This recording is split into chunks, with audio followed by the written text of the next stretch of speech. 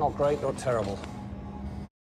Greetings, fellow mortals. Just a reminder saying it's just my opinion is for cowards. Before watching Tales of the Teenage Mutant Ninja Turtles, I really didn't consider myself that big of a fan of the franchise. But while I was watching this new show, I found myself comparing it to all of the different other versions of Teenage Mutant Ninja Turtles that I've seen, and I realized that I have seen a hell of a lot. The 1980s cartoon, the 1990s live-action films, the 2003 animated series, the TMNT animated film, the Michael Bay films, the 2012 version of the Teenage Mutant Ninja Turtles, and then Rise of the Teenage Mutant Ninja Turtles, along with this new version of them. I realized that I'm a bigger fan than what I thought, and to my relief, Tales of the Teenage Mutant Ninja Turtles wasn't the worst version I've ever seen, but at the same time it wasn't the best either. It was pretty good. There were a lot of things that it did well, especially within the first 6 episodes, but there were issues that I noticed compared to the other series. And I think comparing this show to the other versions of the Teenage Mutant Ninja Turtles is fair because they're all the same characters in different realities. And thankfully they didn't go overboard with the Turtleverse just yet. I think there was one animated film tie-in with the 2003 cartoon, but I'm not exactly sure. My memory's a little bit fuzzy. But they could still step on that landmine because God only knows how many different multiverse stories there are. Please, just put a pin in it. I'm tired of it all. I just can't do it. I can't take this no more, man. I hate my life. The thing that you need to know about Tales of the Teenage Mutant Ninja Turtles is that it is a direct tie-in to the previous movie, making a bridge to the second film. Sometimes when this type of project happens, it hurts the show because nothing that happens in the series can affect the movies. Just look at Kung Fu Panda and How to Train Your Dragon. Now, those television shows were pretty good, but you could tell that nothing that happened was going to be addressed in the movies whatsoever. Tales of the Teenage Mutant Ninja Turtles doesn't exactly have this issue because the events of the show are a direct tie-in and consequence to the events of the previous movie, which is nice. It makes it feel like everything that's happening in the series does in fact matter. It doesn't feel like a waste of time distraction. It feels like a story that people wanted to tell, and that is a big bonus to this show. People cared, making this a lot higher quality than what you would have expected, especially in terms of character design and animation. Those were top notch. They did a great job taking the 3D models from the movie and transitioning them into 2D. Every visual within the show oozed personality. You could tell that the animators really cared and they wanted to put a lot of personality in the city. I always remember that one of my biggest complaints from the 2003 and 2012 shows was that New York City seemed pretty bland around the Turtles. The streets and warehouses were so dull, with only the different bases having any sort of personality whatsoever. I realized that the dullness in the reuse of assets was done in order to save time and money. That's obviously a nitpick. I can't hold it over the shows too much, but Tales of the Teenage Mutant Ninja Turtles does differentiate itself by having every different location be unique and interesting. I really like that aspect of it. Look at this one. Wow. You nailed it. Not only that, the people who inhabit the city are interesting as well. Sometimes characters will pop up for a few brief moments, but be super memorable for having unique lines. Or characters that only appear in one episode are very memorable for their different personalities. So in terms of the setting, Tales of the Teenage Mutant Ninja Turtles does in fact have my favorite version of New York. It feels like the Turtles are absolutely surrounded by the craziest people you will ever meet, and that does fit New Yorkers. Plus, the character designs do fit the personalities that they're trying to portray. So in terms of the setting and the background characters, this show is top notch. I also very much like the animation style. It very much suits the comic book aesthetics of the show. They especially did a great job with the water. I have heard from a lot of different people that water is one of the hardest things to draw and to animate. So the fact that they did such a phenomenal job, especially in the second half of the show with water, was impressive. I also enjoyed the cinematography of the action scenes. It felt like the Turtles were being pushed to their their limits, and I think they did a good job portraying that. But while the visuals are in fact top notch, the same cannot be said for the audio. Ah, my ears, it felt like they were bleeding.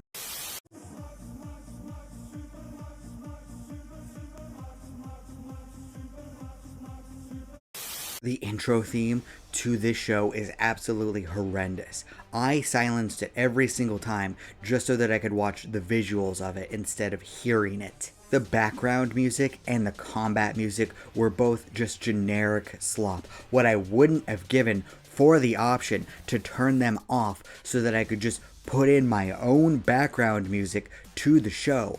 I swear that my playlist would be at least a little bit better. I mean, come on. Even some of just the regular noises in the background of the scenes started to get on my nerves. I mean, just compare this to the other versions of the Teenage Mutant Ninja Turtles. It's not like I listened to those soundtracks, but they were better than this. The only one that might have been worse is the Michael Bay version. This is the least white the Turtles have ever been, and yet it's the worst the music has ever been. This does not compute. Love of storytelling, are you saying that other races have better music than white people? Yes, I am. This should be a well-known fact among everyone. I saw the Mutant Mayhem movie.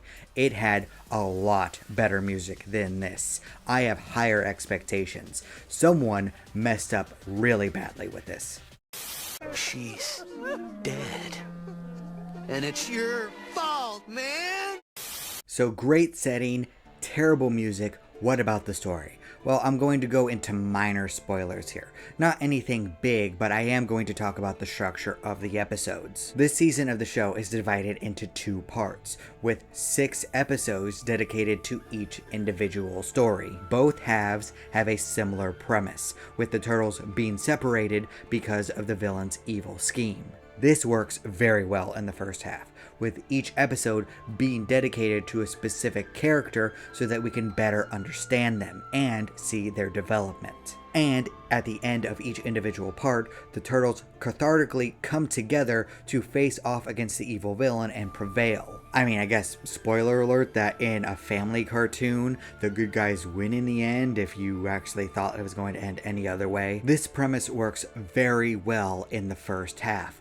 But the second half doesn't work as well, and the reason for that is we've already seen the Turtles separated and got the payoff of them connecting, because they do work best as a unit, both in terms of combat and in terms of their personalities bouncing off each other. Repeating the premise felt stale automatically. Also, it left me disappointed because I was ready to see the Turtles interact with each other a lot more, and maybe they're trying to build up to the next film, but it did hurt the second half of this season, especially because they were using the narrative device of someone telling this story to someone else, meaning we already knew the outcome before it even began, because no one was depressed or angry or hurt. Plus, there was a lot more plot holes, inconsistency, timeline confusion. In all honesty, it felt like the second half of this season was done out of obligation. It seemed like the writers weren't as passionate about this second half, so they didn't put in as much effort. I'm not saying that it is terrible, but it definitely is the weaker part of the show. Not to say that it was absolutely irredeemable. I did like the individual premise of each episode and where the Turtles were, plus the animation of the water. Oh my god, it was so good. I love that part of it so much. And like in the first half, each protagonist learned a specific lesson during their episode.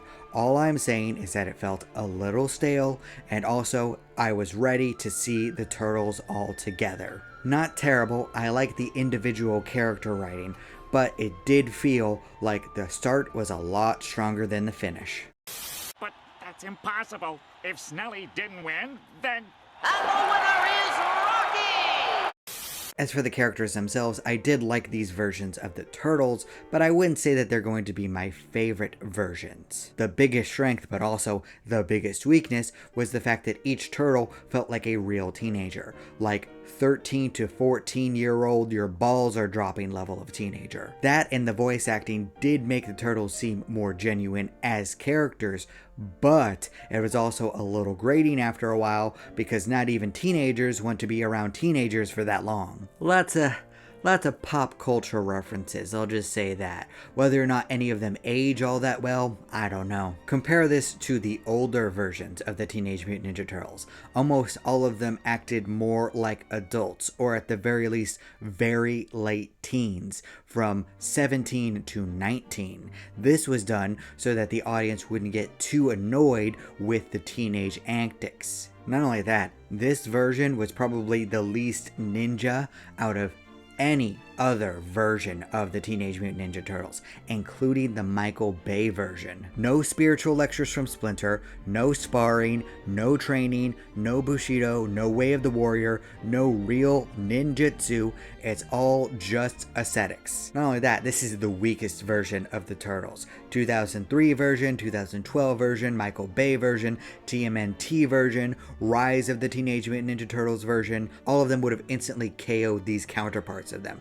Now, these are the youngest and least experienced Turtles that I've ever seen, but still, none of the other versions would have struggled nearly as much against these foes. Not to say that the combat scenes were bad or anything, but you could see the inexperience and sloppiness of the Turtles. And without any of the ninjutsu lessons, I doubt that any of the younger viewers are going to want to be martial arts masters after watching this. A lot more of the teenage personalities, but a lot less ninja. I mean, Splinter didn't exactly come off as a badass in this show. Look at the other versions of him. If he showed up to fight, things were about to get very serious. You were about to see some cool stuff. And it doesn't look like Splinter is going to be training April at all, which is a disappointment. That was my favorite aspect of the 2012 version. But there's also not the weird interspecies attraction between Donatello and April, so there you go. There's a positive at least. Thank you, Donnie. But why? Why would you do that? Why would you do any of that?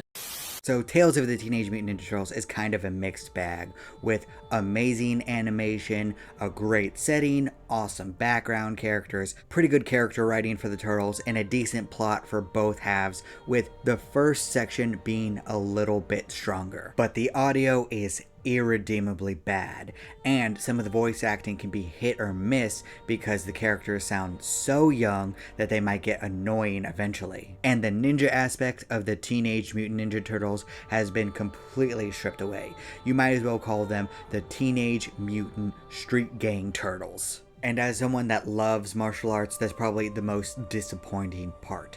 This is far from the worst version of the Turtles, but it's also not up there with the 2003 version. Of course, I hold that in very high regard because that was my childhood for a long time. That was the definitive versions of them. These versions of the Turtles have a lot of potential and a lot of room to grow, and I look forward to watching them. But they do need to fix the audio and add more ninja aspects to it. Otherwise, it's not really Teenage Mutant Ninja Turtles. And while I did comment on the voice acting, I think it's fine with what they're trying to do with the characters. They just have a lot to live up to. But still, this is far from the worst version of the Teenage Mutant Ninja Turtles that I've ever seen. That still goes to the Michael Bay movies. Oh my god, I regret seeing them. I think that it's a good show with a lot of room to improve. But what do you think? Am I being too harsh on the show? Should I be a little bit harsher? Leave a comment down below and let me know. And remember, if you disagree with all of this, that's fine. After all, everyone is entitled to their objectively wrong opinion. Pretty gruesome, huh? I've seen worse. Thank you all so much for watching. You're still here? Good night, everybody. Thank you. You bye. Boom. Do not despair.